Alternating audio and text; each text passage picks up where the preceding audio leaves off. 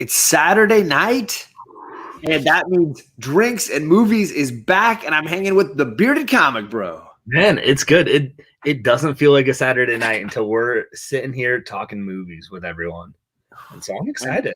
That TMNT poster is phenomenal, by the way. Thank you. This is one of my favorites. It was one of my favorite style of posters as a kid. I got Eastman's signature on it, so I mean, what more do you want? Absolutely, a little bit of that classic TMNT from my youth. The animation style is perfect. The "Say No to Drugs, Say Yes to Pizza" poster. That's it. What more do you need? Right? And we're gonna drink while we're looking at it. We got that. So let's say hello to some folks in the chat. We had Tailgating himself, the movie guy, Downright Nerdy Podcast, who has his weekends. Every weekend he's been hanging with his crew, breaking down great movies, or if they let Cookie pick, really mediocre movies. So love those guys. Every once in a while they get some banger movies in there. I was in their chat for The Fifth Element. That movie is freaking awesome. So it is. Oh, because we talked about it with Ian Holm. I was like, we just talked about it recently. So we did for sure. And this guy's here. Weird. What a creep. I know, right? Super. We got Jennifer. Comic books will break your heart, or comics will break your heart, depending on where you talk to her. Hello, Jennifer. And she did an awesome interview with Rodney Barnes. She did. Yeah, I think she gave away 2 copies of Philadelphia #1. That's not a book you give away. Come on, girl. No. It's a book you sell. Speaking of which, there's Perry. He doesn't give stuff away. Even when he gives stuff away, he's still holding on to it. He's like, man, you won this 10 months ago. If he's still in here, he's so pissed at me right now. He's like, come on, man. I ship. Yeah, you do. I'm just teasing. That was a Rod joke more than it was a Perry joke. Yeah, Justin from No Good Comics is here. Hello, guys. Thanks, everybody, for coming by. I know not everybody is a huge musicals fan. In fact, our last episode might have been the most thumbs down we've ever had on any Drinks and Movies we've ever done. But I don't care. I got the spirit. The rhythm has gotten me. I mean, I still think it was like 2 thumbs down. So I don't think like it. So I guess it just says people like 2 more than any other video that we've done. So it was by percentage wise, it was a 200%. Like double the amount. Yeah. Speaking of someone who does love musicals, my man Joel the Geek, he and I have talked musicals a bunch, and so it's nice seeing you in our chat here, brother. Mm-hmm. Pizza goes well with some drugs. Depends on the drugs. I suppose. Wake up. Well, so what up, Johnny? It wasn't wake up. Usually it's wake up. Hello, Bear Island is here. Thank you for coming, man. Fuchsia is here. Hello to you, my dear. And I saw you at the very end of our show this morning, so I'm sorry I didn't say hi to you this morning, but thank you for coming by. Oh, good. I'm glad Perry's laughing. I thought I'd be taking some shots. She said you could still win the copy. I just need to find a winner from people who post hashtag Rodney Barnes for Swamp Thing. Ooh. So on Instagram, you need to post hashtag Rodney Barnes for Swamp Thing on Instagram, and you get a shot at winning Philadelphia issue 1. I already have a copy, so if I win it, I'd probably have to prize tag somebody, but that's a great book to have. And lastly, we got Lord Roscoe. Thank you for coming by, sir. Much appreciated. Mr. Rat himself. Yeah, right? Which, that's a great segue. Not only did I put the link to Greg's channel in the description down below, not only is he dropping fire content like his emoji name that character yesterday, which my daughter's freaked over. Not only all of that, he's got swag in his shop where you can buy a Mr. Rat t-shirt. That's right. Come on. Right. I mean, I figured I do have one with my ugly mug on it, but I figured no one wants that, so they wanted cool artwork that people in the community created. So I was like, dude, Roscoe, can we put that on a shirt? He's like, yes.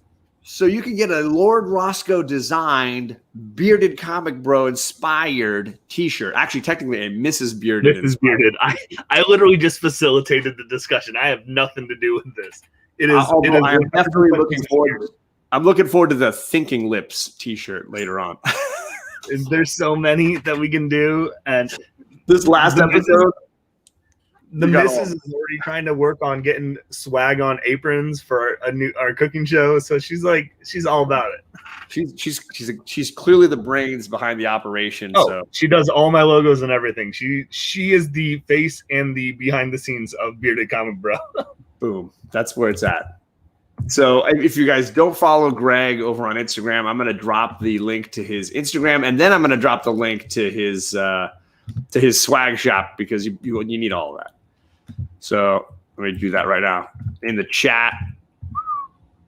And we got some other people rolling in here. I see TJ. He says pizza does go well with drugs if that drug is an antacid. Yes. Clever. And let's see. Let's get into the merchandise link tree here. Ooh, you got beardedcomicbro.com? Yeah, it's come on for everything. Just try to.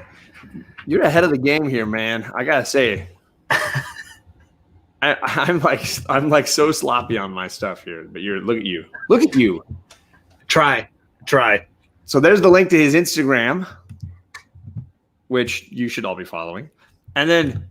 Heck yeah, go over and get some cool swag, like a Mr. Rat t-shirt, which is hilarious. It is. Created by our very own Lord Roscoe. And I made it as cheap as possible so I don't make money on it. They're like, do you want to make it expensive and make money? I'm like, no, because it's like I have half that money goes to PayPal anyways. I'm like, no, just make it as nice of a shirt and as cheap as possible. I want to spread it across the universe. Some little... Tibetan boy is wearing a Mr. Rat t-shirt because it's so cheap. I wish it was that cheap, but no. Hello to Chaos. I did say hello to you. I think you're not last, but you're probably least. Hey, you're here though. We appreciate it. And we're here talking musicals. If you missed the previous episode in this series, we went through looking at what are arguably the more classic movie musicals, a few modern ones as well, but really looking at the greatest in our opinion. Right. Tonight, we're going into the family musicals, those movie musicals that you might have seen as kids or your kids might be in love with, those ones that you might know all the songs to, memorize completely. So there's going to be some Disney love going on tonight. We're also going to look at a few films that are in our favorite category to discuss, which is the Are They Musicals category. So there's definitely going to be some fun debates and discussions about which movies would fall into those categories.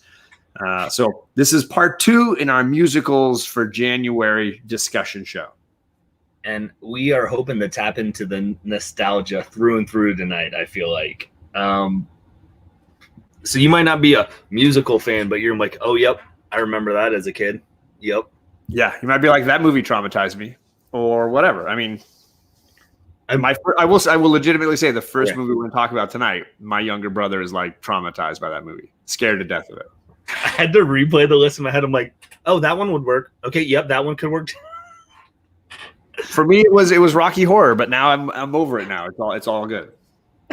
Greg looks like a Hamilton guy. Yeah, we did discuss Hamilton last week, and it is so amazing that I ended up rewatching it in the interim. It's just amazing. As you should. Hola, Borinquen Comics. Borinquen. Homie. Thanks for coming by, brother. So let's talk drinks. What are we drinking tonight, Greg? So as usual, got the beer to start off. I figure we're talking musicals to do a little jukebox hero. Jukebox hero. So it's a Black Indian pale ale, India pale ale. It's from Revolution Brewery, which I think is I don't forget where it's at, but it's not Ohio. And then, as always, I've got a little bit of bourbon, a little whiskey to top the night off. Nicely played. I am using the TJ Slabdragon decanter tonight, Hogwarts style there. There's the Hogwarts emblem emblazoned. So a little Jameson in here as usual. And I got my Game of Thrones themed tumbler over here that we'll see how far we go with this bad boy. This is my I drink and I know things. That's what I do. Tyrion Lannister for life. So cheers to all of you in the chat. Yeah, doesn't have to be alcohol. You drink whatever you like. As the old wolf always says, just hang out and drink something. So cheers to you all. Stay hydrated. Like when John drinks tequila, hey, it doesn't need. I don't need tequila for that. I'm happy those types of shows. to do it. I realized I didn't play the little cheapo intro that I made, so I'm going to drop our little intro here. Yeah, do it. We can get into some good movies. Ladies and gentlemen, it's time for Drinks and Movies with your hosts, Bearded Comic Bro and John from John's Comics with Kids. Ladies and gentlemen, buckle up for Drinks and Movies. There you go. So good. My cheesy announcer voice. Yeah, but that's what makes it beautiful. Right? It's that extra missing ingredient. Shout out to our buddy Kevin over at 1-2 Comic Talk, or Entropy in Comics, his new channel. He mentioned that the theater you chose for the background is one that he does a ton of work in. I remember seeing that comment. Yeah. He works in television, and this is a stage or a theater that he shoots in just outside Los Angeles. And he saw this on our thumbnail, and he's like, dude, I know that theater so well. I could have spotted it in an instant. So that's awesome. Eagle-eyed Kevin. Well, I'm just glad he's not you copyrighted our theater. Right. Hey, I try, guys. I try. Just a little something fun, So let's get into this. What do you say? Let's do it. So shout out again to Bearded, who makes all of these thumbnails. He builds these slideshows for us. This is the show I am absolutely the laziest when it comes to. So always bring in the A game. I will say what's really interesting, ever since I've been doing these slideshows, we always have added lately the where can you stream these movies? And this is the first time ever that you can technically stream every single movie if you have all the subscriptions. Nice. So there's nothing that is unavailable. Correct. Like if you want to pony up a free trial for any of these, you should be able to, except for I think HBO Max, they don't do free trials right now, but right. So that's cool. So usually it's always like, come to Bearded's house, come to John's house. Right. Because no one has Little Shop of Horror streaming, but it's on HBO Max now. It is now? In the last week, they've added it, and I would highly recommend if you have not seen the Rick Moranis version of Little Shop, or the Steve Martin version, if you want to call it that, or the Bill Murray version, whatever you want to call it, definitely worth seeing. And it is now on HBO Max. Okay, Disney doesn't do free trial apparently either, but it also is $5.99. So and hashtag worth it, especially if you have any young kids in your house. It's hashtag worth it. Yes, absolutely. Yeah. So tonight, like we said, we're doing some family musicals, and I believe you've made a chronological organization of the 10 films we're talking about family wise. I did. I'm excited. I'm a nerd. Here we go. So family friendly musicals. Yeah, these are obviously some of these might be considered classics, but we kind of wanted to separate out the West Side Stories from the Mary Poppins, if you will. Yeah, because there definitely are ones that you could have used to fit into that we talked about last week that could have been technically family ones, but we tried to make it so we could figure it out, and I think this works out well for it. So, Joel, you don't have to ask your mom anymore. You're good. Come over. I got my own Geek Fort. We're Geek Fort friendly here. Same. All right. First up, we got the movie that I had to convince Bearded Comic Bro to keep on this list. Wow. So you're just throwing me under the bus. Throwing you under the bus. And I'll throw my little brother under the bus too. So you're basically like a little brother at this point anyways. So my little brother is scared to death of the witch and the flying monkeys. Won't have it. Not doing it. Doesn't want anything to do with this movie. On the other hand, I adore this movie, and I love the songs. I love the acting. I love the design, the production design of it. It is all just phenomenal. I think this movie is timeless. Like, it is the classic example of a timeless movie. And yeah, it's the oldest one we're going to talk about tonight, and I just I've seen it so many times in so many classes, or I mean, it's just an absolutely great movie. I'm sorry that it has not put its magic spell on you yet. It's not that I don't appreciate it for what it is, and like it, and it does. I think it stands up, but for me,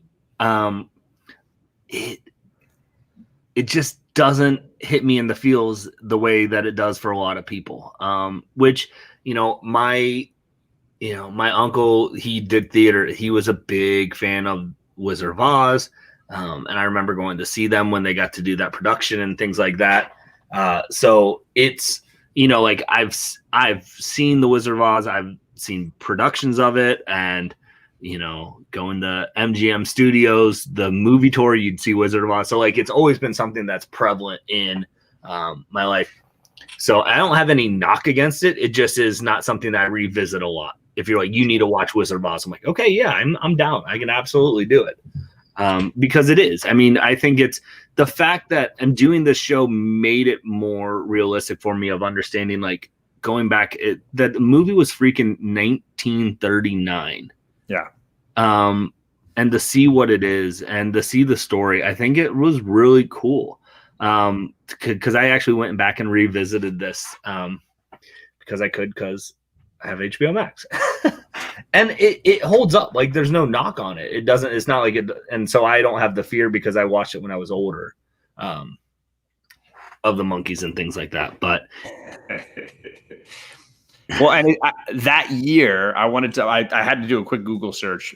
I knew that year was a big year. The nominees for Best Picture, 1940. So this is an incredible list. You have The Wizard of Oz. Was Casablanca? You have Mr. Smith Goes to Washington. Okay. You have Of Mice and Men. You have Wuthering Heights. You have Love Affair. You have Stagecoach, and you have Gone with the Wind. That is a stacked year. Stacked. Wow. Right? That's some serious stack. That would be really fun to do sometime, is to go through and look at like the top 10 best picture movie like years. So like ranking, like, so 1940 would be one that would be up there. Picking like a 2010, whatever. I don't know what was in there, but like seeing which ones and pair those up, that'd be really cool. What's up, Todd? And the immortal Biggie Shaq. Yo. Yes. Now, Biggie's getting close to 1K. So if you have not subscribed to Biggie's channel, you should definitely at least take a look at it, check out what he does, because my man, he's doing big stuff over there. And he's got a wrench now, so he can drop his own link. Feel free to do that, Biggie, because you should check out his stuff. Yep. Somewhere Over the Rainbow is one of the greatest songs ever. Oh. I think the film also just really does a great job of creating a fantasy, which in 1939, fantasy movies, not a thing. And I think they really just went all in on that. And I think it paid off. I think it really was something different that nobody had ever really seen. So I'm a big fan. There it is. Boom. Check it out. If you haven't subscribed to the Biggie Shack, check him out. Gore Vidal is here. He says 1939 was a great year in film history. All the movies John mentioned are essentials. And I didn't even mention all the list, because it also has Goodbye, Mr. Chips, Ninochka, and Dark Victory. So they had 10 films nominated for Best Picture that year. And that's, again, there's even films that weren't nominated, obviously. Yeah. And to tie it back in the comics, we both interviewed David Pepos recently, and he's doing the Oz comic book. He is, yeah. It's sort of a sci-fi, dystopian. Yeah, apocalyptic. Yep. And you could buy it on his Kickstarter, by the way, too. It's still there.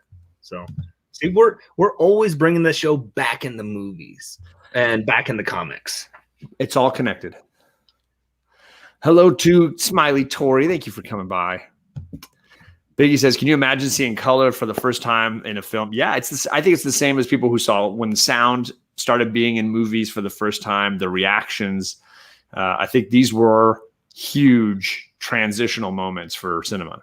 I think, and say what people have their beef against Avatar, but I think that's one of the things about Avatar, seeing like 3D, the way like that it was designed, kind of like that, what it could do in, movies. I think that was kind of a groundbreaking, when you have those groundbreaking moments in cinema, like the Wizard of Oz, first time in color, first time hearing, we talked about Singing in the Rain last week, where they were doing the stuff, talking about, the talkies, taking it from a silent film to having, talking in it. I think, there are moments in cinema where it's like, wow, can't imagine that. Totally. Hello to I Got Issues, who's supposed to be on a social media diet, but I did shout out your Instagram today because it is one of my favorites. Absolutely. And thanks for coming by, man. And stick around because we might have some good news for you. So we're just getting started on our family-friendly film musicals, and we're in chronological order. So we're going from Wizard of Oz to, man, I adore Willy Wonka and the Chocolate Factory. I named Charlie for two books that I read with my third graders every year. We read Charlotte's Web and we read Charlie and the Chocolate Factory. And this film, for me, holds up to the legacy of that book. And it's because, if you don't know this, it's written by Roald Dahl. He wrote this adaptation of his novel, and it's why this movie is a million times better than that crappy Johnny Depp thing that you should just never watch again. It is a musical. Mom sings a song. The shop owner at the beginning of the movie sings a song. Willy Wonka sings a song. The little girl Veruca sings a song. And of course, the Oompa Loompas sing like four. So for me, it is a legit musical top to bottom. Yeah, I mean, Mom even sings like, cheer up, Charlie. I literally was, when I was watching it this week, I was like, tell me you just sing that song to your daughter randomly, because if you don't, like... Only when she's like in a really bad mood, and I find it hilarious. When she's like throwing a tantrum and you're just like, cheer up, Charlie. Because it'd been so long since I'd seen Willy Wonka, and I forgot how much music... Like, when you originally said, like, you wanted to put Willy Wonka in as a musical, I was like, is it? Like, I just had forgotten so much that how much all I had remembered were the couple, Gene Wilder's part and then the Oompa Loompas, but I forgot about the candy store owner who has no sense. The candy man can. Like, I don't know how he has a candy shop because he has no sense of business. Yeah, he's just like letting them all behind the counter and grab shit. Throwing candy out left and right. Then he's like, come on, kids, come back and get it. But then poor kid Charlie has to go and buy his candy. Like, dude, you missed your opportunity. You should have been when he was in song because he was giving out free candy. Right? The next day, he wasn't that nice. No, he's like, no, pay up. I do believe he is an amazing author. And if you are a big fan, Smiley Tory, I want to recommend Roald Dahl wrote 2 autobiographies for himself. Right? Obviously, you don't write an autobiography for somebody else. He wrote 2 biographies of his own life. One about his childhood called Boy, because he was an immigrant from Norway to England. Amazing. Look at how his life went as a youth. And then another about his time as a pilot during World War II and his time living in darkest Africa when it was literally darkest Africa because not a lot of electricity at night. So 2 amazing books. The other one's called Going Solo. They're amazing, amazing books. Really, really great. Lord Roscoe says Wonka is phenomenal because you got good taste. It's and what's interesting watching this, looking at some of the facts, like they were talking about, they did not want to have cars in the movie or very limit to it because they didn't want to date the movie. They wanted it to be kind of fantastical still, that you wouldn't be like, oh, that's dated. And I thought that was a really cool idea because cars, I feel like, always date. But an edible... Versus the wardrobe, which would never date a movie. Right. You got it, brother. I missed a few comments here. TJ mentioned how Wizard of Oz is like huge in the gay community, and he doesn't know why. I know Judy Garland is huge in the gay community. The Snowpiercer, the sequel. Yeah, Snowpiercer is the sequel to this unofficially. If you guys didn't know, there's a lot of YouTube videos about that. PJ is here, still getting over a Celtic loss. Well, that's your fault for cheering for the Celtics. What are you going to do? I'm not going to say that's why I was a little late to the show because I was watching the Lakers beat the Celtics 96-95. But Gene Wilder is a beast, and he's in my favorite comedy of all time, Young Frankenstein. The guy is just awesome. Can't say anything against that. It's so good. I thought he was Welsh. I don't know about that. Roald Dahl fell into some disfavor in the 90s when anti-Semitic. Oh, good Lord. I did not know that. I'm able to separate the artist from the work, but for some, it's not so much. I didn't know he did that kind of stuff, but I do think his writing is pretty amazing, and so now I got some research ahead of me. Right. Did you know the kid who plays Charlie, Peter? Yes. Literally his only film credit. Not true. Movie. No? No, not true. As an actor.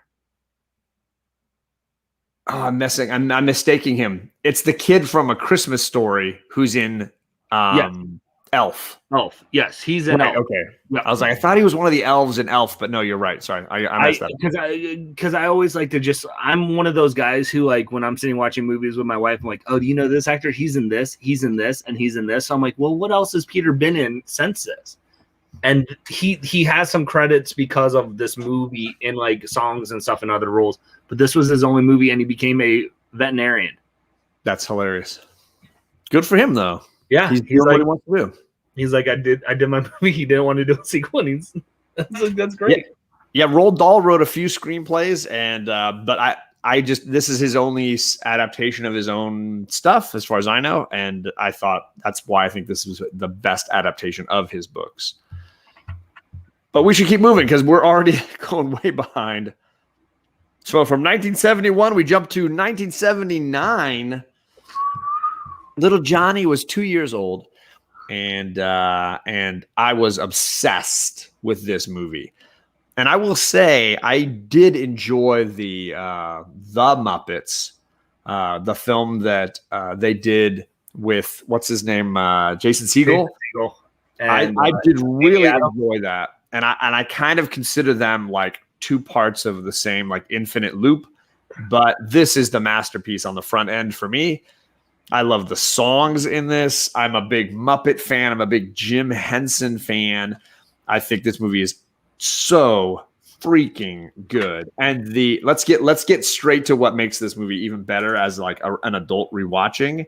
The celebrity cameos are just fire. Steve Martin as the waiter is top notch. He is hilarious. Do you want to smell the bottle cap? The whole thing for me works top to bottom. It better be good. It was $1.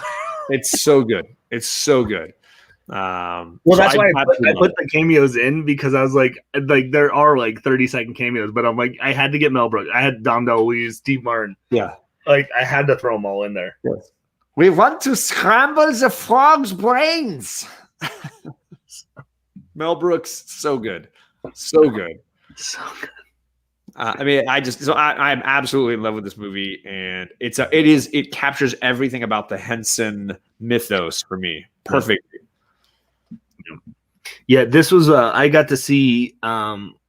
We watched this prepping one of our museums around here in Columbus. They had a Jim Henson exhibit come, and they had some of the Muppets and kind of just behind the scenes stuff of how they do stuff. And I think for me, I love this more for what it represents for like just making a movie with Muppets and the tech and like how they did those types of things. The bicycle, how they got him to ride the bike. So cool. And I know I messaged you, and I'm going to say this to the chat. This is on Disney Plus. And on Disney Plus, there's a show called Prop Culture. And so what it is, it's about 8 episodes. And each episode, they take a different Disney movie. And this guy who's a prop collector, he goes and like he tries to find these pieces, or he tries to find lost pieces of like, where was this stuff from the movie? And they do a showing of like how things were gone. So one of the things he went for in this episode, because they did a Muppet movie episode and they did another one that's making this list that we'll talk about later. he found the car, and how they had the car. Yeah, how they had the car with the driver in the back seat, like that in the small little thing that you couldn't take. Like it's just, if you are a fan of this movie, take 30 minutes to go watch it. It's on Disney Plus. It'll hit you in the feels. It's really cool. I mean, Disney does just good. It was one of their first original series, and it's something I hope they keep going. That's the type of stuff I love, is like the behind the scenes. So like, how did the sausage get made and things like that. Totally. And it's, I mean, 1979. I think this is another groundbreaking style movie that we're talking about. We talked about Wizard of Oz, being like the integration of the Muppets and, having puppeteers and with live actors. I think it works. And it's still the music, the songs, we were watching it the other day. Like, I want to watch it with my kids now to see where they're at. If it or not. Over the rainbow to the rainbow connection, man. It just keeps rolling on and happening here. Gore Vidal, I do love the Muppet Show Tonight is perfect. And I'm a big fan of the Mark Hamill, Luke Skywalker episode where Piggy's like in love with Mark Hamill and chasing him around backstage. It's just all amazing. And then they did Muppets in Space with Luke in space. I just love it all. I assumed you guys were talking about the original and not the new reboot Muppet. No, the original. I mean, obviously, I just where they tried to do the Modern Family style Muppet Show. Nah, didn't work. Yes, I've seen Meet the Feebles. Yes, I mean it's no Muppets, but yeah, it's very entertaining. Peter Jackson, I'm a big fan of. Frighteners is an underappreciated Peter Jackson movie. Another one we've talked about on the show, gang. Yep. Rainbow Connection, right? Talk about good songs. Beautiful masterpiece. Yeah. And moving right along, we're gonna move on to the next movie from 1979. We're going to 1991. We skipped those 80s. Nobody needs the 80s. No good musical movies in the 80s. I mean, let's just be honest. If it weren't for Little Mermaid and Beauty and the Beast, the Disney house might be gone by now, because they had a resurgence in the early 90s that really saved them from bad 80s movies. Yeah. And this is the start of the resurgence that you're going to start to see here, I think, even in our show, which is kind of what helped with the chronological order. Totally. I'm a huge fan of this movie. I even like the newer version as well, but this is the superior one on every level.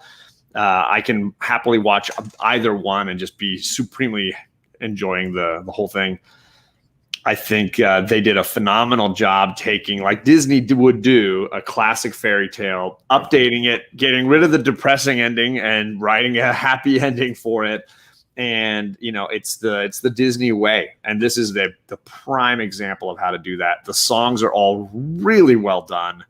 I think this is one of those times where the villain's song is so good. Gaston is so good. It's just a masterpiece of self-obsession. It is so well played out.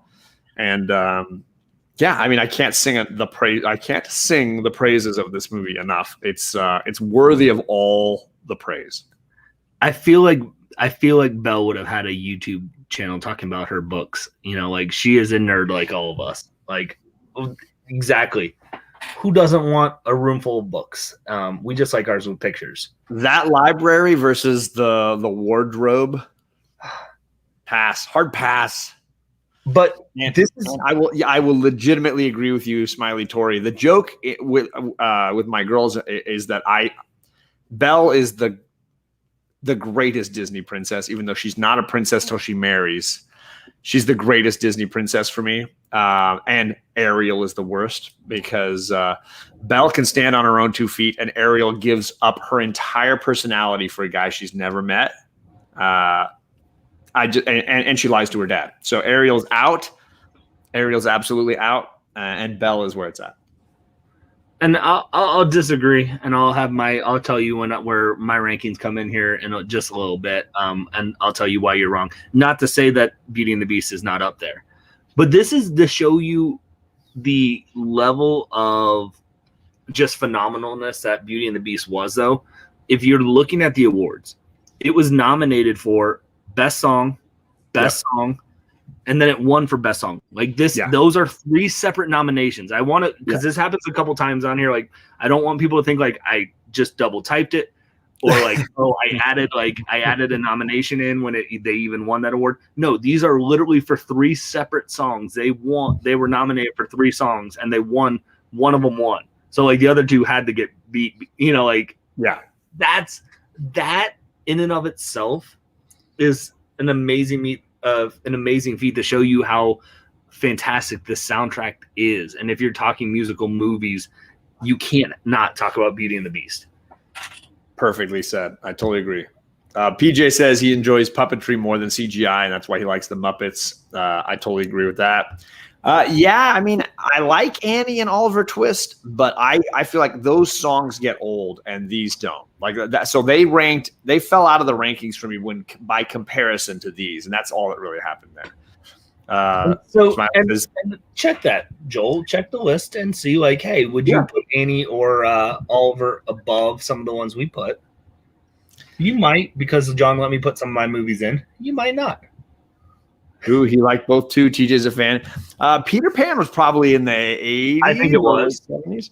And it is very, very good, but it's not. It is. Peter Pan still has. Peter Pan, I think, it has the ding for it is it has some cringe moments with, what makes the red man red. It has some of those moments where you're just like, you're like, I get it, the time that it was in, but you don't get that still with Beauty and the Beast. You don't get that with some of the so it's easier to say. Again, Peter Pan was a great one, and I enjoyed it as well. But we didn't want to do all Disney movies, although we did do a lot. I don't know. Snow. Ariel is always going to be the bottom of the heap for me. I think she's she legit. I mean, let's just break it down. She legitimately sacrifices her entire person so that she can be a silent woman for a man she's met not at all. Like for a half a second when she rescued him from a boat, and she does the whole thing lying to her dad. Belle would never pull those shenanigans. I'm just telling you right now. She would just get Stockholm syndrome. Right, exactly. And fall in love with her kidnapper. Peter Pan was in 1953? No. Yeah, it was old. No way. Yep. Wow. That just blew my mind. Yeah, wow. I wouldn't have been able to say 53, but I mean, now that he says the date, there's no doubt it absolutely well, because you have the Broadway musical, I feel has been around for a while too. Like, I mean, I saw it when I was a kid in the 90s. So I'm in, Joel. I'm in. You tell me when and where. We'll make this Disney princess discussion happen. I want in. Yeah, I was gonna say. You got to be in. There. Joel, let me in. All right, from 91, we're gonna jump all the way to 92. You're on now. This is you. This is all you. Now we're talking about the best Disney movie. We're talking Aladdin. This is one that it is near and dear to my heart. The soundtrack is fantastic. It doesn't get old again. There's so many songs on there that are great. It has a great video game. It has just it just is a fun story. And Robin Williams doing what he does as the genie. As a kid, you are entertained. And then as an adult rewatching this, you realize like that's the beauty of what Robin Williams could do, like how he would fit stuff in that adults would get. Like, I feel like this was the start of like the adult humor and cartoons, like where it was snuck in for like, we get it, you have to watch these movies with your kids, so we at least want to entice you as a parent as well. Like, I think that you see a lot more nowadays with like your Shreks and your other, they do that, but I love everything about Aladdin. The songs, I love it. All right, my turn. I'm gonna let myself speak for myself here. Go for it.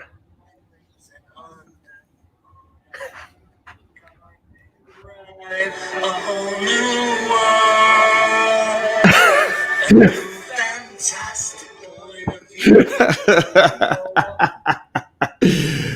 That's the Bearded Comic Bro and Mrs. Bearded singing from Aladdin. I still am amazed you shared that with me because you never know where that's going to pop up now. Here's the deal. I shared it on Facebook. Like when it was one of those like we were singing. We were coming back from a music festival in Memphis when we were dating, and I was like, she's like, we should like post this on Facebook. I'm like, you realize what's going to happen? And everyone's like, oh, so when are you guys getting engaged? Because they're like, if Greg's taking the time to actually like post a song of him singing with a girl on Facebook, like she's the one. And sure enough, lo and behold, 2 months later, we got engaged. So yeah. So if you really want to see it, I can point you in the right direction. I'm not ashamed. Do you watch the shows that me and Mrs. Bearded do on our channel? We have no shame. No shame. No. I would legit say, yeah, it's a highly entertaining movie. Yeah. I know all the songs. I wore out my little tape cassettes. So absolutely a great movie. Beauty and the Beast better, but it's very, very good. I like it a ton. I would put and I'm not disagreeing with the soundtrack, or I'm not disagreeing with Belle even as a princess. I would say your two with your Disney princesses and movies overall are, I would say, Aladdin and Beauty and the Beast set the bar. Mm-hmm. And I could be convinced either way. I'll be honest. So you could sway me if you really wanted to. You could also see how far the animation came, even between Beauty and the Beast and this, because the way they did the Cave of Wonders, and there's so many great sequences that the quality of animation clearly jumped between these two movies. And this is something that we should add to. Joel, take notes. We'll add this to the Disney Princess. I think would be fun is you take the soundtracks and you match up songs of what songs would beat what song to actually declare what would be, because a competition. Like actually sit there and figure out. But she's a strong-willed princess. I think she holds her own bar up there too. So she does. I agree. She's no slouch. Right. Sure. All right, so we're gonna now jump all the way from 1992 to 1992. I hope I Got Issues is still here because he was shouting the praise of Newsies early. Yeah. This is brought to you from Kenny Ortega. If you don't know who that is, he's the brains behind the High School Musical. So he's been with Disney doing musicals, choreography stuff for a while. And this is, you get freaking Christian Bale. You get to see Batman singing and dancing. You get Bill Pullman. You get Robert Duvall. You get Aaron. I don't know how to pronounce his last name. Lord. Yeah. He, if you don't know, is also he's Puck. Portman. He's Portman in D2, Mighty Ducks 2. So that's fantastic. This is 1992. I was 7. This was right there for me. The songs, I think this was probably my first exposure to a live action musical, if I'm being honest, that I can remember. And I adore it, and I've rewatched it, and I've rewatched the Broadway one that's on Disney Plus. And I seize the day, carry the banner. Their songs that they hit high for me, and the knowing it, and that's where it is for me with the musical, is being able to get captivated by the songs and repeat it, and I adore it and love it. So I know I'm taking up a lot of time, but I made you put this on the list. So I was gonna say, I don't have as much to say. I saw it and I enjoyed it when I was younger. I have not seen it since. I did not take the time to watch it a second time or a third time or whatever. I don't even know how many times I saw it when I was younger. Right. But I did enjoy it. I don't remember disliking it in any way. It clearly didn't leave the same impact that it did for you. And I know that I Got Issues is with you because when we said we were doing musicals, this was the first thing he mentioned was like, you're going to talk about Newsies, right? Well, but then this was, but I get it though. We're in a minority. Correct me if I'm wrong, but I'm pretty sure this was a blockbuster dud for Yes, Disney. Like was it not did great. not.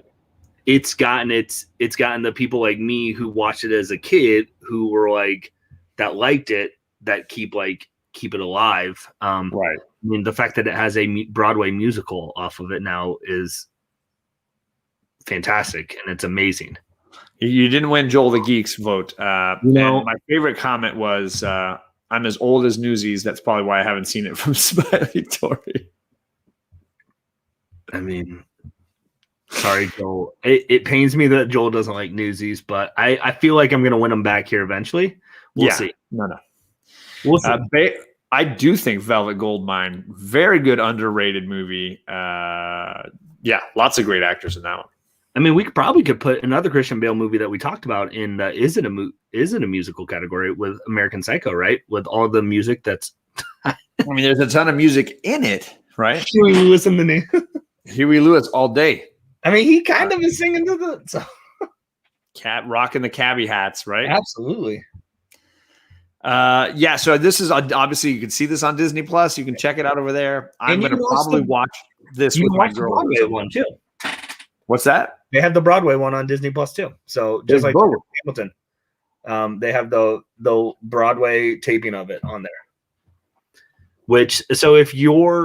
So they add more songs in that one, and they're probably a little better singing. So if you like the songs, but maybe the singing isn't there for you because Christian Bale might not hit you in the feels with his vocals, his dulcet tones. Maybe check out the Broadway musical version. There you go. So now we're going to jump again from 1992 to 1993. We're in my opinion, we're in the heart of great musical. This is like Disney's sweet spot. A lot of great movies in here, and I know that Tim Burton gets credit for this movie, and I don't think that's really fair. But I mean, what's that? I didn't put him on the list here. Yeah, he doesn't deserve as much of the credit as Henry Selick does, and Danny freaking Elfman does. This movie is top notch. I mean, you want to be at a Christmas movie? Sure. You want it to be your Halloween movie? Whatever. You do you. This movie is just gold. The only flaw to this movie for me, the only flaw is that they never made a sequel because this movie is fire. And Danny Elfman, who sings the voice of Jack all through the movie, it's not the same actor who does the voice of Jack the rest of the movie, which doesn't make sense to me, but whatever. Well, they utilize that a lot. They do that a lot. Chris Arden, he's the King and Princess Bride? Who? Chris Sarandon? Yeah. He's the six-fingered man. Yeah, the six-finger man. So. No, you're right. No, you're right. Sorry, yeah, Christopher Guest is the six-fingered man. Christopher Sarandon is the Prince Humperdinck. Humperdinck. Yeah. So they did that a lot, though. They did Disney, and we'll see it again here in a bit. Disney does where that's their voice actor is one and their singing is a different one. And I think it's a way for them to get bigger names attached to the main character and then have their singing one.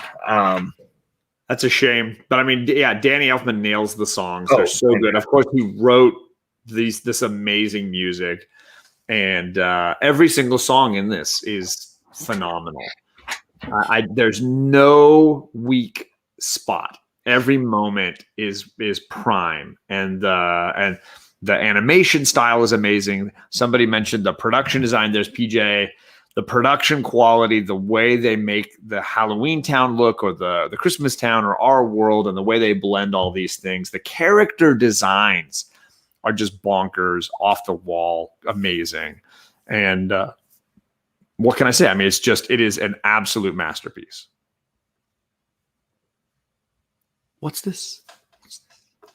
And TJ, I'm telling you right now, just go watch it. I know you got to have Disney Plus by now. You watched all the Wanda stuff. I know you did. Go watch this movie. You will absolutely love it. There's no flaw to this movie. This was one that was very high on my list until I did a rewatch. Yeah, I know. Sorry. I as soon as you said it, I don't think I've watched it for a long time. And I've always think I've hopped into the hype of, and I don't want to say hype because I don't want to downplay, like, because I don't want to like make it seem like it's not worth what people hype it up about.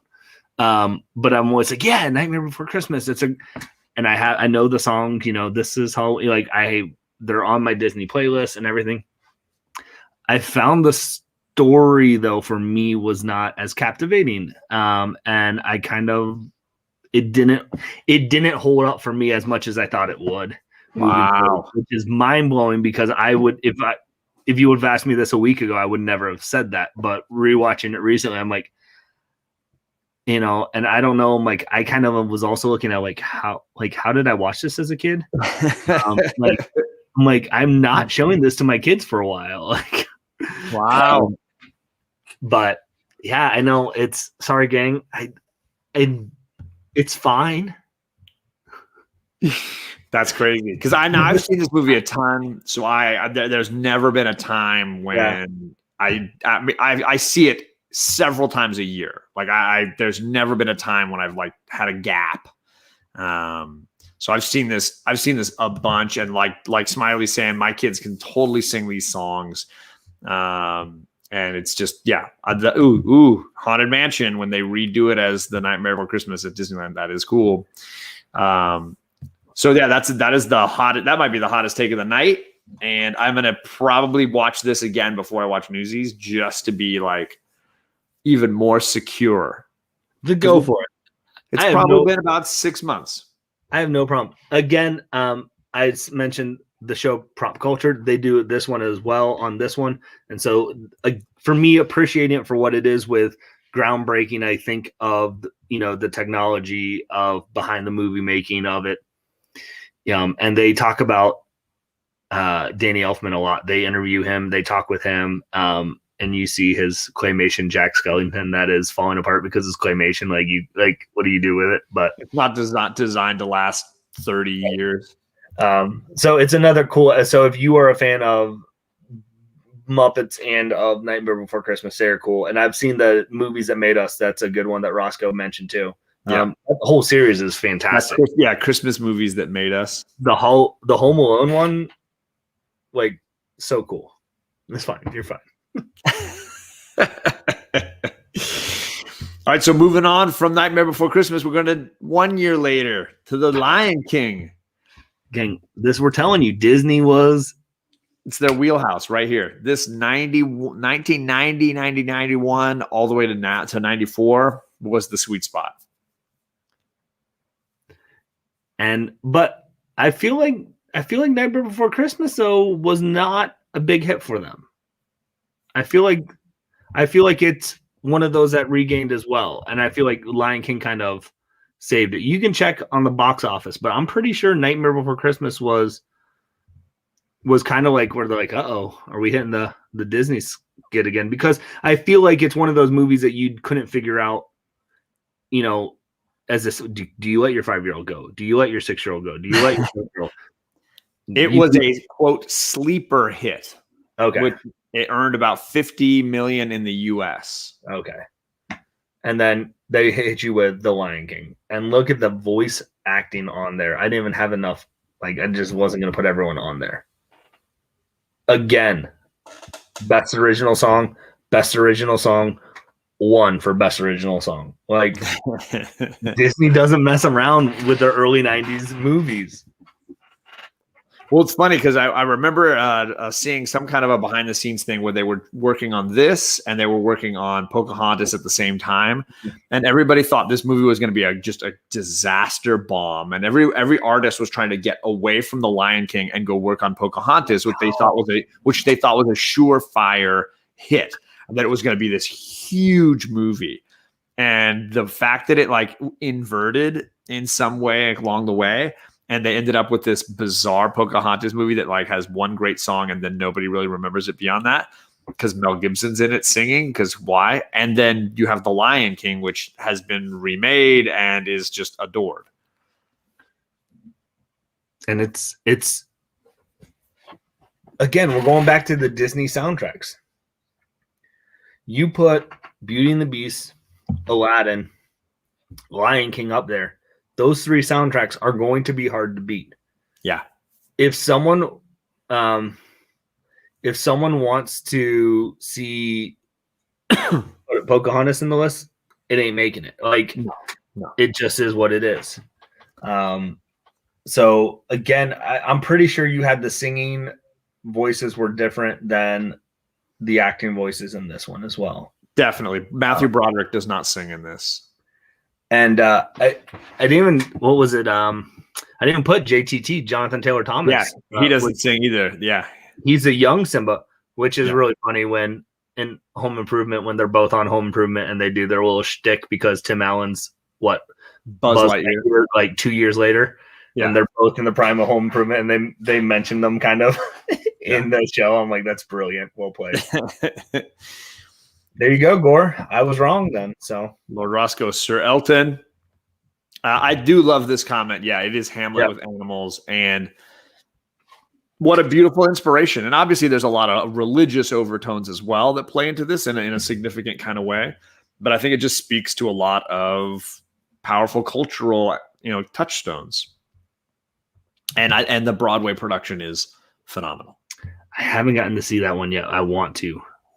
Man, when the production design, talk about production design. I've seen the design. Oh my God. And when the giraffes come marching past you because they come down the aisles of the theater, you're just like, what is happening right now? So I know you were high up on the Beauty and the Beast. Well, not high up, but you said the remake was fine. You enjoy it. I enjoy it, yeah. Did you see this one? I did not like it. Okay, I didn't see it, so I was curious. Yeah. I think some of these remakes they're doing are a little bit soulless. They just don't have the same life. So The Lion King was my least favorite of the remakes that they've done. I really enjoyed the Jungle Book until the end. I liked the Jungle Book one for the most part, the first 3 quarters. And then they wrote their own ending that's not in any of the novels or movies. They just wrote their own random ending. And I like the Beauty and the Beast one because I like Emma Watson a ton, and I think she just is perfect in that part. But I do like the voice cast of the original movie a lot more. They're just all better. Everybody's better. I almost wanted to just mess with you and put on all these slides. I was going to put Charlie and the Chocolate Factory movie poster over Willy Wonka. I was all the remakes. I was going to do all the remakes for Beauty and the Beast, Aladdin, Lion King. I just would have shut this stream down so fast. You would have just been like, "We're done. This, I'm over it." The King of Pride Rock section. I would have put Muppets in Space where Gonzo goes to space for your. I don't hate Muppets in Space. I'd be okay with that. I'm just kidding. You should. It is a rip of Kimba the White Lion. It's worth mentioning the fact that Disney basically did steal this idea and got away with it. Their lawyers were able to get them out of any having to pay for any of it. So pretty shocking. Let's see here. JTT tried to make an acting career after this. Yeah. Was it Surviving Christmas, something? I'll Be Home for Christmas. I'll Be Home, which was on your list, right? It was, because I knew no one watched it, but I did. He was at WrestleMania. Let's see. Hey, Varingian, good morning to you. V. Gates, good morning. Seth Rogen and Bill on the Street. I don't know that. Oh, that's Billy Eisner. They're the Timon and Pumbaa in the new one. They're Timon and Pumbaa, yeah. Yep. Billy Eichner. See, like I can't stand Seth Rogen. So sorry, Roscoe, because I hear you do a fantastic Seth Rogen impression, which I think would be hilarious, but I don't like him as an actor. So hot take, I guess. I don't know. I'm full of them. Hey, it is what it is. Again, animation too, also in this. Yeah, gorgeous, absolutely stellar, beautiful. That whole opening sequence all the way through to the finale, like both of those two beginning sequences just match so nicely. So great. Next, we got this one, which I am a big fan of, and I watched this a ton when I was in college. I was obsessed with this movie. I thought it was amazing. I watched it with my girls. They did not like it. They were like, "This movie's just boring and stupid." So they did not. It did not hold up for them. And but I kept it on here for me at least because of the nostalgia connection for Goofy, and I think they just do a great father-son story in here that works for me really well. But yes, I do think this is really good. Y'all, this is so fantastic because this was not on our list. When we were discussing it, it wasn't on our list, and I put it in. I'm like, I wonder if John's gonna like say anything. No, I was fine with it. I was like, you know what? It's funny that because I'd watched it with my girls really recently, like within the last 8 weeks. So we were because we try to make our lists early, so we do this, and I think it was Thursday night. I'm like, holy cow! How did I leave a Goofy movie off my list? Like that is one of my favorite Disney movies of all time. Like I love the soundtrack. I've made my 3-year-old daughter watch it, whether she likes to or not. It's going to be something she loves. And so I just put it in without even telling you that I was, and I'm just like, we'll see what happens. I scrolled through the list and I was like, that's fine. It didn't even faze me. So, and if y'all notice, in honor of it, I am wearing my Powerline Tour t-shirt. This, I mean, the whole, like you said, the relationship with the father-son. Yeah. Holly Shore, come on. The Leaning Tower of Jesus. But like all the Powerline songs of, and then the song where he's down, he's running in the school, the standout above the crowd. Yeah. And then, Eye to Eye. Eye to Eye is a great song, yeah. There are just so many good ones. And like you want to talk about like cult nostalgic feels. Like if you watch YouTube, like there are live action, like fan film music videos of the Goofy movie that like do shot for shot of like Stand Out and some of the other ones. And they are gold. It's pure gold. So if like you have any feels of this movie at all, that's worth it for sure. That's hilarious. So here's another one. So we were talking about people who sing and don't. So Jason Marsden is the voice of Max. Okay. In Goofy movie. Who he was in the show Step by Step. He was a brother's best friend, like Corey or whatever, if you watch that. Anyways, that's besides the point. Portman, who was also in Newsies, he's the singing voice of Max in this. So Portman, who was in D2 and was in one of the Newsies in Newsies, is the singing voice of Max. He's been all across our series. Correct, and we didn't even know. And we hadn't given him his due. And Jim Cummings is one of the most iconic voice actors that you've known, like Winnie the Pooh, Darkwing Duck, like the guy is legendary. And then obviously Wallace Shawn playing the voice in The Principal, another Princess Bride for us. And he's in Toy Story and all those. So Lord Roscoe, I never made that connection. The costume of the third Despicable Me villain and Powerline very closely connected. Yeah, you're right. Yep. That's a good connection. So I don't know how they would do this, but I would love to see this made into a musical. I know I'm probably a minority. I would love to see this in a musical. It would only be able to be played at like Disney amphitheaters at Disneyland or something. I don't care if they did it. I would drive to Disneyland to go see that because I'd be like, yes, this is for me. Oh, that's hilarious. So, and I think it sounds like Joel would be there with me. Maybe not, but I feel like he would.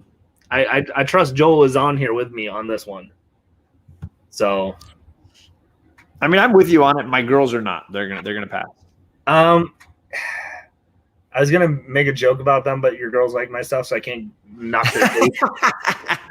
Like one of your girls is one of my biggest fans, so I can't like now go, oh, they don't have taste because it doesn't look good for me.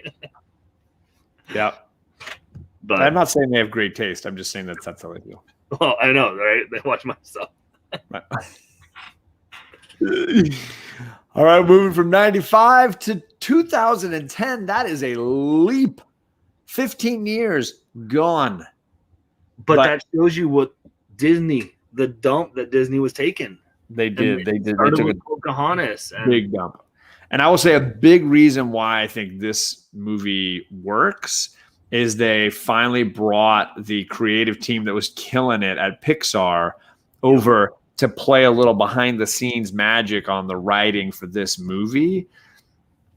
Because it shows. I think it just shows. And this movie is freaking hilarious.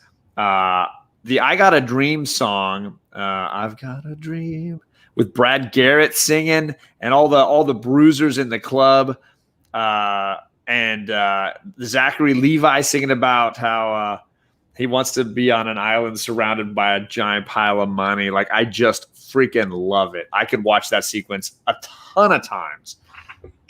It slays me. And music is great. Animation is great. Characterizations are great. I really do enjoy this movie. Well, I think what they're doing now, too, was Disney was being able to start to get big name people who could also sing. Yeah. I think that was benefit for them, that they didn't have to utilize, like, well, you're the voice actor and you're the singing actor. Yeah. And I think this is one that it works really well. This, and what I would say in this is, like, if Disney wanted to do a live action movie of this, you can get Mandy Moore and Zach Levi to play those characters in the live action role, and it would work. Yeah. Like, that aspect would. I don't know about some of the other aspects, but those two would work. From the look and from the singing, and I think, it's overall, it's just it's a fun show. I'm a fan of the first one, the first song. Up in the tower with Pascal. And she's talking about time passing, and yep, yeah, so good. Roscoe, this is definitely one to check out.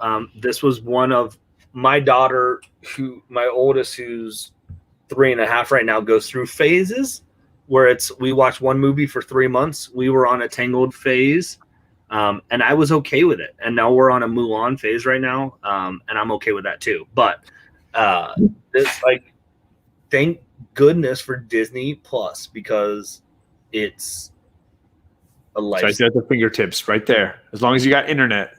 Yep. I don't have to watch these stupid shows on Netflix. I still have to watch some of them, but the kid shows and Disney Plus is saving it. But yeah, the songs, again, it's a good story, and the soundtrack is great. Yeah, I mean, I just, there's no other way to say it. It's just a lot of fun. I'll highlight the animation too. I mean, the lantern sequence is really beautifully rendered. I think that comes out just gorgeous. They do a really great job with the lighting in this, and it seems super authentic, even though they're very cartoony characters and they're animals acting like people. It's still highly entertaining, and you get captured. There's some really great dramatic sequences too, where you get, like, supremely emotionally involved. I thought it was just really well done. Hello to Kevin from Entropy and Comics. Thank you for coming by. Let's see here. Howard Ashman's passing was one of the reasons Disney took a bit of a dive. There you go. The lantern sequence always makes you cry. I mean, I was about to say almost. Come on, Joel. It makes me cry. Like, are you kidding me?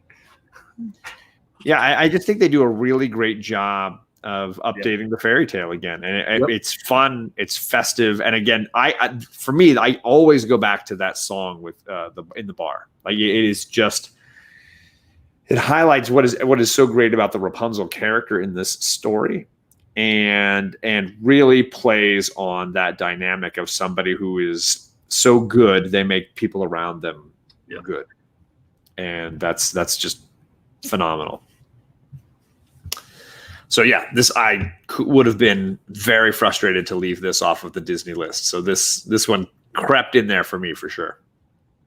Yeah, and I have no problem. It was one of those, like, yep, I'm good with it. I'm absolutely good with it. What's up, Kevin? Kevin's here because he saw the background and he saw his theater. He's like, I know, I had to come in and say hi.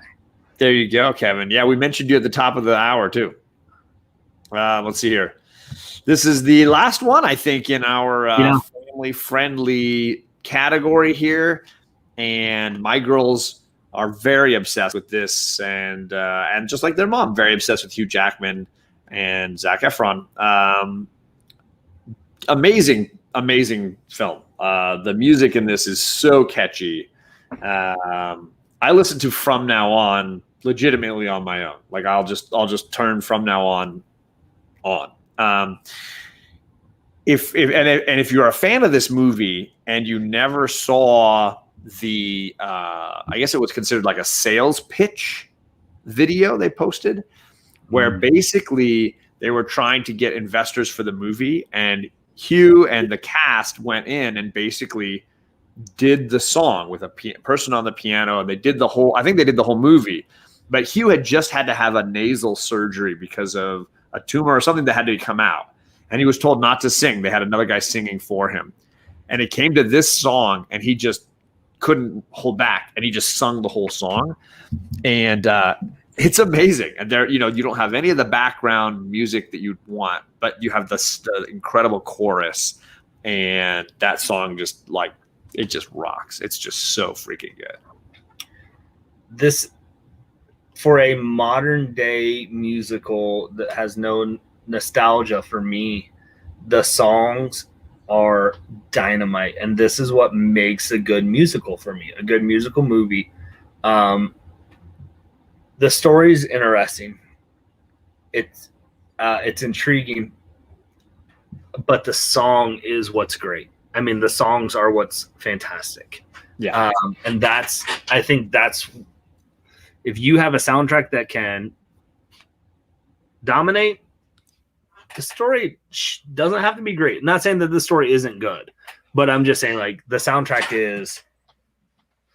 That's why we're here. We're here for the songs because they're that good, and the singers are that good, and the choreography, the dancing is that good.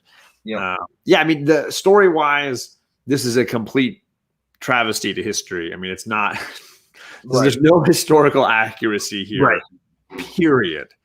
And if you're willing to just throw history out the window and enjoy the music, then this is definitely worth.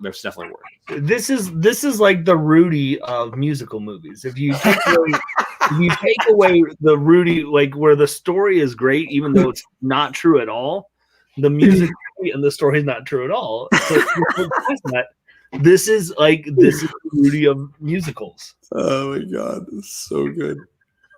That's the comment of the night. I freaking love it. Oh my god.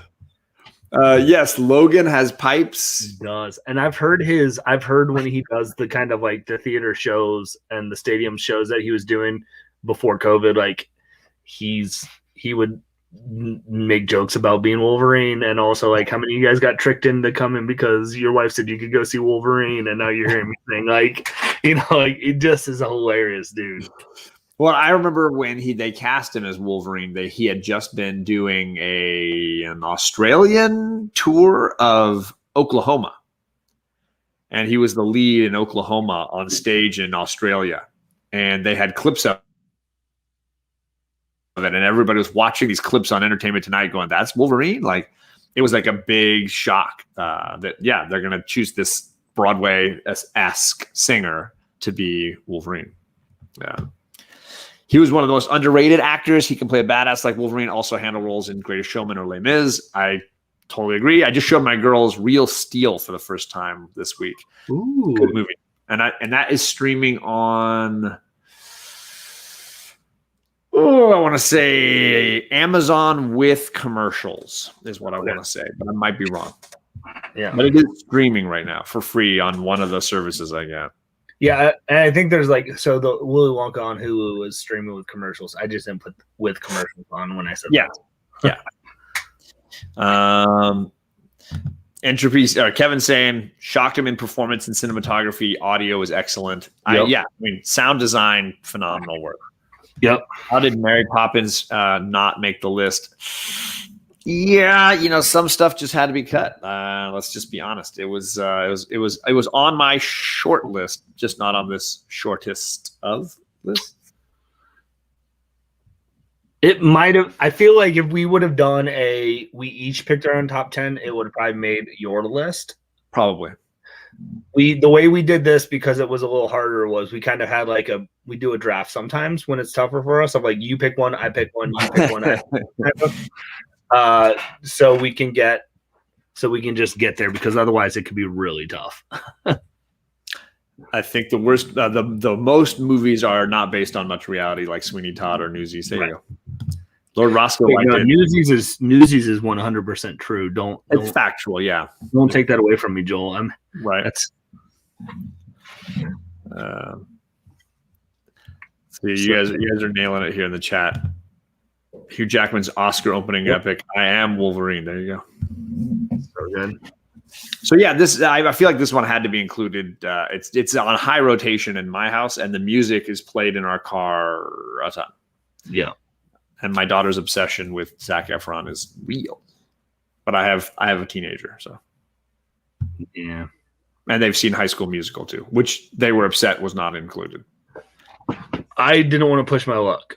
I could have thrown in High School. I enjoy High School Musical. I'm not gonna lie. So like, but I also didn't want to get too many thumbs down on this video. I knew I was gonna have some hot takes. And this movie also has another great example of one actor acting and a different one singing, because Rebecca Ferguson is not the singer who sings the big Broadway number in the film Never Again or Never Enough. Never Enough. That's not Rebecca Ferguson. She's a great actress. She's not a singer, apparently. They had a different woman come in and do the singing. They'd Singing in the Rain her, huh? They did exactly that, yeah. I would love to see Boy from Oz. I heard it was amazing. So, yeah, absolutely. I'm with you, TJ, on that 100%. We talked about Pick of Destiny, and I know I do love Tenacious D. Yeah. But it's written the greatest song in the world. Yeah. It's a tribute. You're right. It's a tribute to the greatest song. They couldn't remember the greatest song in the world. But yeah, for me, it doesn't hold up as well as these. It probably would have been included in our last episode, but there's just so many good musicals that kind of crept ahead of it for me. Yeah. Like, I like their music, but I would say the movie aspect of it for me didn't hold up as much. If you want to put it up of music, fine. I'm there. Totally agree. So let's move on. We're finished with the family-friendly stuff. We're now to our second little shorter segment. Sure. And we're already at an hour and 15 minutes, so we're not going to keep you all here too much later. But we've got a few movies that we questioned. Are they a musical?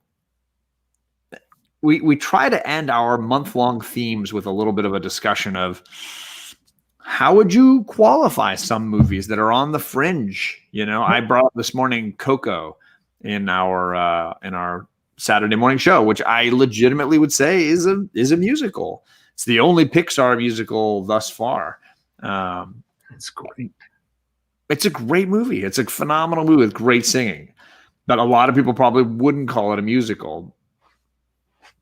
I don't know why, but they don't. So here we go. We got some movies that are they a musical? And first up, we've got the most recent movie on our list tonight, which I have to say, if you have missed this movie, you've missed a little fun piece of Beatles love and joy. I'm a Beatles fan. This is a Beatles house, and my girls, I made them watch Hard Day's Night when we were prepping for this show. And Kate was like, I want more of this. I want to see more of them Beatles running around doing stuff. And then at the same time, my wife and I were watching this movie, which, if you don't know, it's an indie film by Danny Boyle about a gentleman who is a singer-songwriter, and he gets hit by a car on his way home one night. And when he wakes up, the world's a little different. Specifically, he seems to be the only person who remembers the Beatles and all their songs. Nobody in the world remembers the Beatles songs. So he starts writing as many of them down from memory as he can and cataloging and writing them, and then basically pawning them off as his own and becoming something of a celebrity traveling around playing the Beatles songs. and he is seeing how much of our world, pop culture and beyond, has been affected by the lack of the Beatles. It's like an It's a Wonderful Life from the point of view of a person who realizes that George Bailey's gone and that the world is less of a world without him. And so it's a great tribute to the Beatles. The music is phenomenal throughout. They use he is constantly singing the Beatles music in such a beautiful way, and sometimes changing the songs. My daughters still think "Hey Dude" is one of the funniest songs. It's just a hilarious version, because of course modern record producers are like, yeah, but what's Jude? Like, it should be Dude. Like it should be Dude, man. I don't know who's Jude. This is stupid. Right. So it's very, very funny, very, very moving, and a wonderful tribute to arguably one of the greatest, if not the greatest bands of all time. This is one that I've desperately wanted to see. I just haven't gotten to it yet. I figured. It's not a movie that a lot of people saw. It's one that, like, I saw the trailer and I'm like, I'm going to see this in theaters. Like, I was dead set on doing that. But so 2019,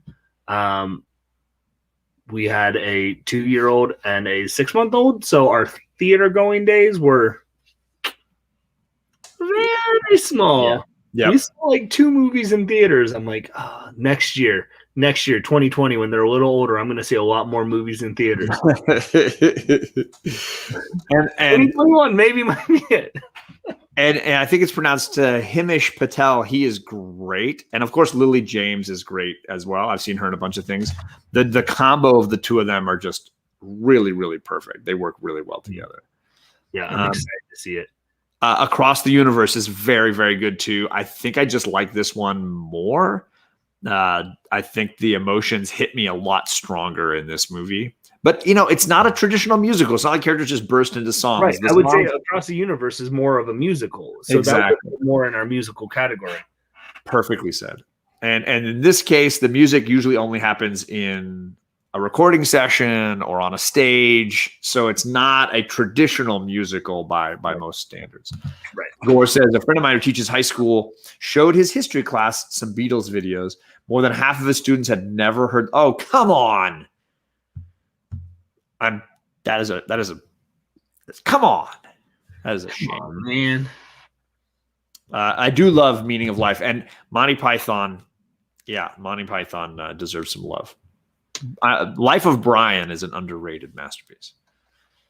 So just a little something there, a little something. So yeah, if you haven't seen Yesterday, I would argue that that's my sneak pick. Something you should check out if you haven't had a chance. I'm going to watch it at some point. I'm probably going to get Cinemax at least for a month just to watch it now. So actually, Danny Boyle is a hugely talented filmmaker, and the writer is the writer of Love Actually, and I'm blanking on his name, but really talented people behind this. Yeah. So moving on to your first pick. This was my first pick, 2006. This was is it a musical done by Outkast? So they did the movie musical. They also released a album that is at it. And this is one of those. So, I mean, I love Outkast. Love their hip hop. I love their music.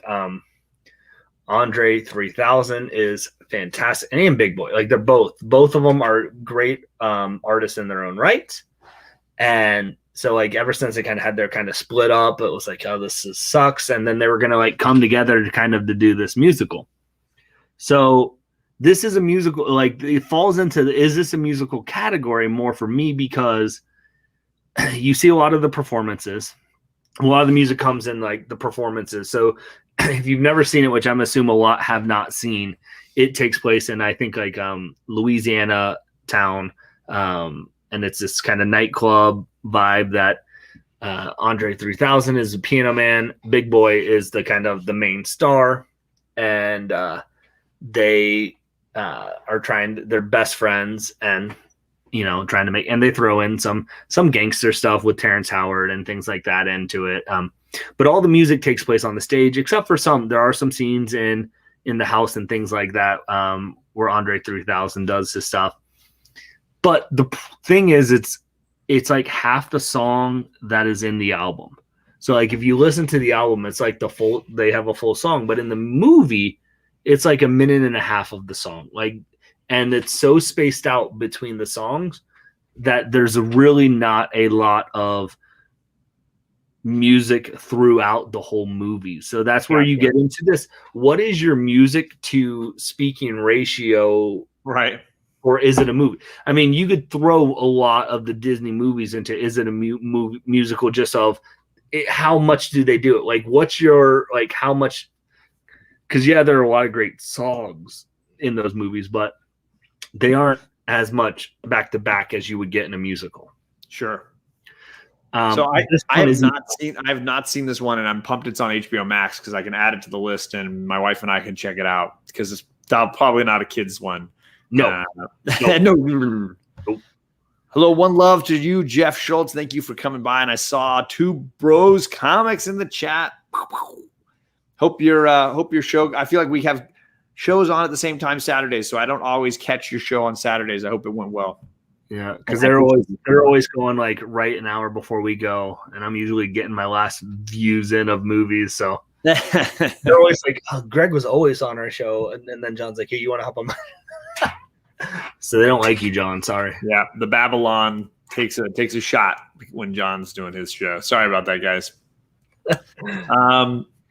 So yeah, this one's definitely going to be on my list to check out. It's entertaining. I'm not going to put it up there as like this is the greatest thing you ever need to see, but I mean, if you like Outkast, their music, it's worth it for you. If you're a fan of Outkast, it's worth it. I mean, you see Patti LaBelle's in there. I saw Faison Love, and you had me. Yep, Macy Gray's in there. Like, so there is a lot of talent in there. So it definitely is worth giving it a watch for sure. And I will say my next pick is probably going to start a couple of fires in the sense that there's going to be people that say there are better movies than this. It just struck a chord for me personally. I'm a big Walk the Line fan. Firstly, I like Johnny Cash. So I like Johnny Cash. I like his music. And I really love the June Carter, Johnny Cash story, the reality of that relationship. And I think Joaquin and Reese are perfectly cast here, and they make this movie work. Like this movie does not work without them. And so for me, I once I saw the two of them on screen, like I flipped. I freaking love this movie. It's not a masterpiece or anything. There are great biopics about musicians that might rank better for some people, but for me, the impact of this was great. And I think they nailed the songs. I think they nailed the journey that Johnny Cash went on and never really got out of. And I think the Folsom Prison sequences were handled beautifully. And yeah, and the Reese Joaquin back and forth with June and Johnny, it's just it's really well captured on screen. So that's what made this movie work for me. There are moments I dislike that seem a little bit cloying, a little bit over the top, but then there are others that are just so simple and beautiful that I'm able to like wipe the others out of my mind. I actually have never gotten to see Walk the Line, which is shocking to me. Because Dave, I also said singing the praises of a movie earlier, so I'm playing with we'll play on words here tonight, my man. So like this is like it's one of those I should have seen it. It's an Oscar nominated movie, Oscar winning movie with actress, right up my alley. I never grew up listening to Johnny Cash, so there was never like that I need to go see this because of Johnny Cash, and that's not to knock anything on Johnny Cash. There wasn't that feel that I had to go watch it. Like this is one that I want to watch at some point because I know how amazing of an actor Joaquin Phoenix is, and obviously Reese kills it in this. She won her Oscar for it. She's so good. So I need to see that for sure. We have not mentioned the producers, and I'm actually a little surprised that neither one of us mentioned it because the original is good. The remake, I'm not a fan of the like Broadway version and the newer version. Like I like the original film a ton. Yeah, and the concept, I think it's a great. The remake doesn't do it as much for me as the old one. So there's this where TJ is saying if you don't own Johnny's last album, you're wrong. Well, I want to listen to it because I want to get more into that of finding some of those artists that I should know more of that I don't. And again, like I will say, there are moments that I think don't land for me, but there are so many great ones, and Reese and Joaquin are both really, really good in this. And James Mangold, I mean, the guy directs movies well, and did a really good job here with this one. And it's funny where the chat's mind is right now. And it's really funny where the chat's mind is because they've obviously watched our show a lot to know if John's going to bring, is it a musical movie, and he's going to put Walk the Line, well, then naturally Greg is going to talk about Walk Hard, which is a parody of Walk the Line. Right. So Roscoe and Comics Will Break Your Heart, Jennifer, I gotcha. Pew pew. This is right up my alley for humor. This is where it's so I was rewatching this tonight before we went on. My wife comes down, so the Mrs. Bearded comes down, she goes, "What are you watching?" And I paused it and I go, "Okay." So it's a parody of a musical documentary, basically. Like it's a musical biopic, but it's a parody of it. And I'm like, so all those musical biopics that we watch, like this is just kind of like just nonstop, like buck wildness about it. And she's like, that sounds really funny. I'm like, yes. So I was like, I'm going to pause this movie while you're down here now because we're going to watch this weekend together. I will say this movie is hilarious, and it's almost an airplane level send up of Walk the Line. Like it is, there are so many moments. If you need to see, honestly, the fact that you haven't seen Walk the Line almost means you're missing some of the jokes here. Yes, I know I am, because they're so well played in here. They slay me. I'm sorry, Carlito, we did not include the Blues Brothers. Where's his comment? His first comment when he came in the door was like, "Did you guys talk about the Blues Brothers?" Now he says, "I'm out of here." He's done. We would have.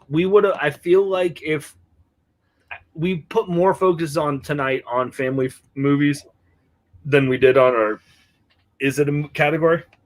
Because I know we talked about Blues Brothers making that. Is it? Spinal Tap was definitely considered by me, at least. I don't know if Greg considered it, but so good. Yes, Walk Hard is a perfect parody of Walk the Line, all the way down to like the death of the brother at the beginning, and the use of Tim Meadows as like the drug. They're like, he's like, "Oh man, you don't want any of this, man. You don't want this life, Dewey. You don't want this life." Well, what does it do? It makes all your problems go away. You don't want it. Is it habit forming? It's not at all. Well, it sounds expensive. It's the cheapest drug there is. I think I kind of want it. It's so good. It's like so good. Tim Meadows, like this shows you his whole stuff on SNL. He was fantastic, and he is comedy. He has comedy genius. He's perfect. He's perfect. His role in this, you also saw that in Popstar, which is kind of like a similar take of Andy Samberg's on this, which could have very easily been as a musical because that's also hilarious. Jenna Fisher basically plays the June Carter role in this, and it's so good. We did talk about Dr. Horrible's sing-along blog. Varenjin, you got to go back and watch our last episode because that is a phenomenal movie, and you better believe we included that sucker. Yeah, Jennifer knows what's up. Yeah, this is a ladies' man. It's Leon Phelps. Yeah, I'm saying who my compassier. So good. So yeah, I'm glad that you included this. As much Once as I saw you had Walk the Line, I was like, I got to. As much as it sends up my favorite probably musical biopic, it sends it up so perfectly. Yeah. And again, I think you need to watch Walk the Line to really get to. I'm going to. So it's so well done. It's so clearly, Maybe what we'll do is maybe the missus and I will watch Walk the Line. My problem is you're hard. gonna now laugh at sequences in Walk the Line that are not supposed to be funny. I know. It's gonna be so. I'm gonna be laughing, and she's gonna be like, "Why are you laughing at this? This is." I'm gonna name one right now for you, and it's the one that is the most cringeworthy moment in Reese Witherspoon's performance, which is she has a moment when she's trying to decide if she can stay with Johnny the way he is, and she's like in tears, and she's standing outside, whatever, and she's like, "Oh, it burns, it burns." Like she's basically saying the lyrics to Ring of Fire, like. I fell into a burning ring of fire.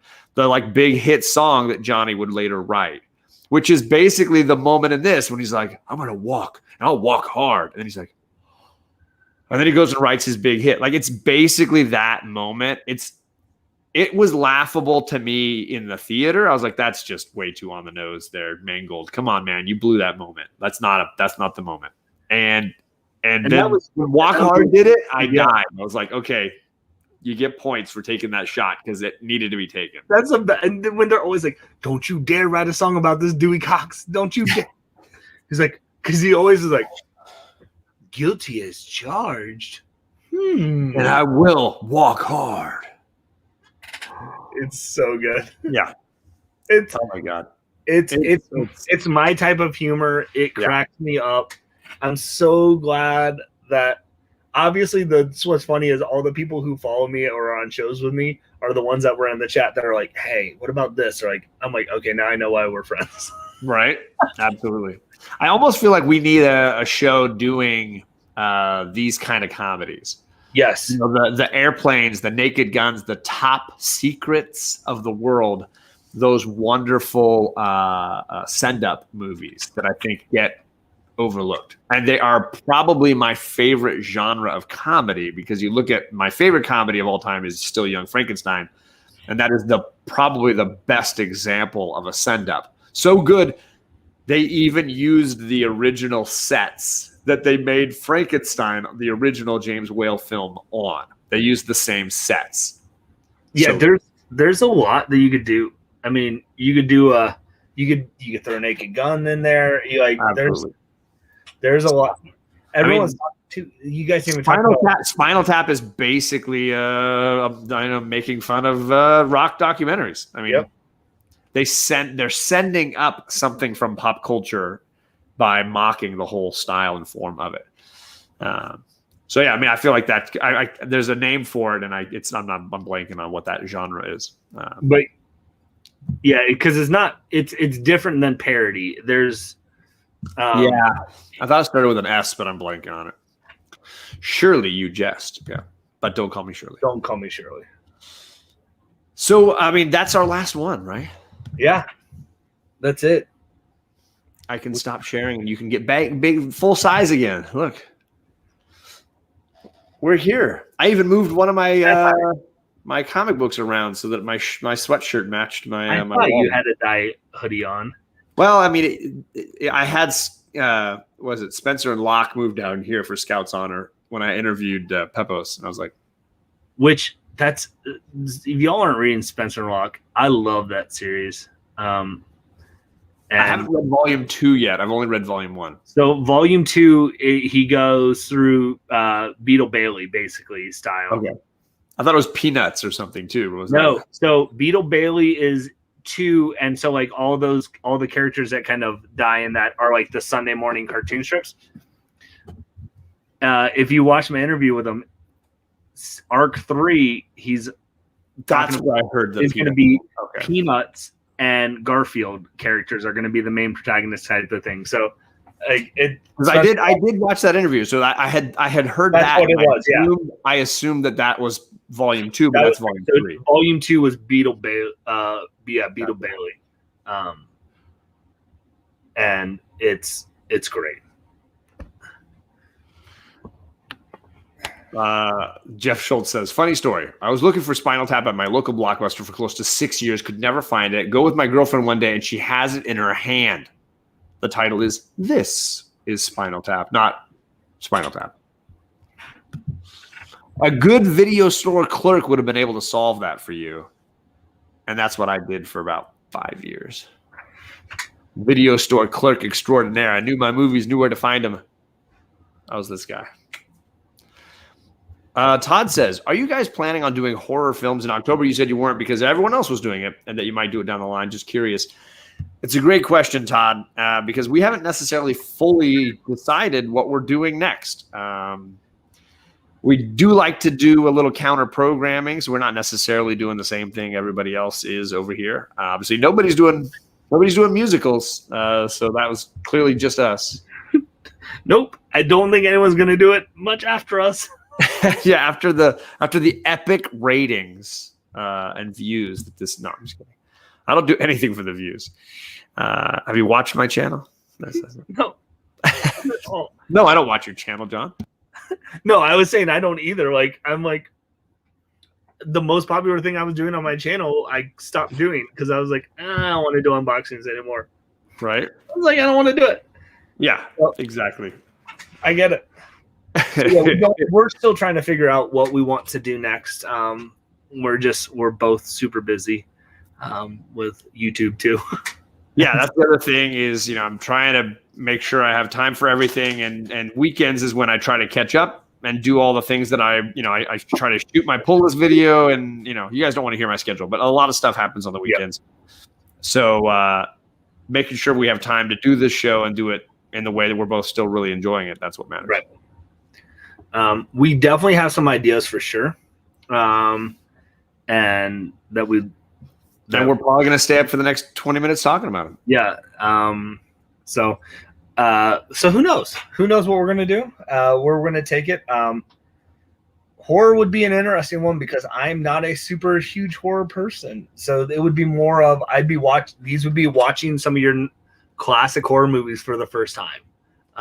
This is when you start doing reaction videos and become the new Perry. Yeah. It won't happen because I won't be able to do it at his level. And then at this stage, I feel like everyone would be like, "Oh, you're just trying to be Perry," and I'm like, "I don't want to be Perry." No offense, Perry. I'm totally joking.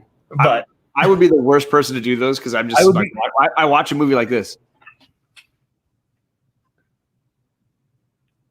I would be the person I'm picking my nose. I'm like, oh. And I get emotional at a lot of things really easy. I think ever since I became a dad, that barometer has risen for me. So it would just be oh, why am I crying at it?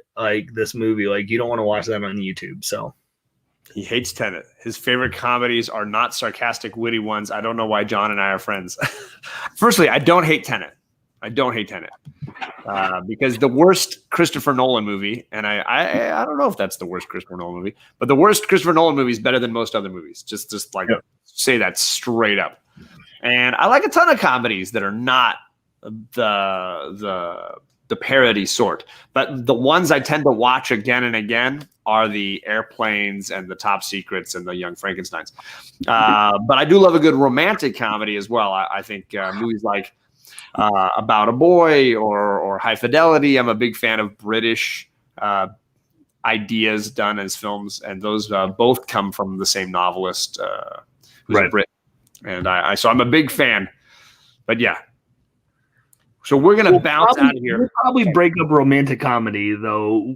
We try to find subgenres, right? We try to go a little deeper inside of categories. Well, no, I'm just saying we'll probably not want to go from musical movies to the next thing. Right. I'm just right. We do like to shake things up. So you never know. Death at a Funeral is great, and I like both versions, but the British one's obviously better. Yeah. But I like both films, and it's awesome that that Peter Dinklage played the same part in both. It's just phenomenal. I don't know if you've seen those movies. I've seen the original. I haven't seen. Is the remake?